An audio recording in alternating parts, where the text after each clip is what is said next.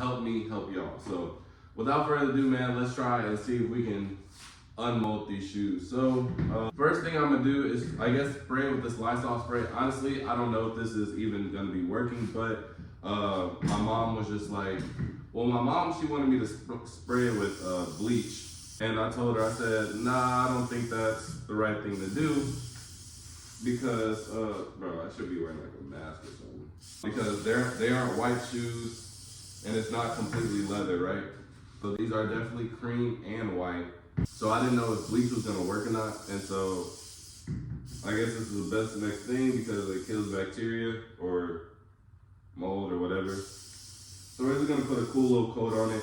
And then I have Crepe Protect. I recently just bought it, and if you guys, make sure you buy your Crepe Protect at Finish Line, because if you have points at Finish Line, this only comes out to $2. I actually didn't have any points, because I guess one of my accounts got deactivated from inactivity.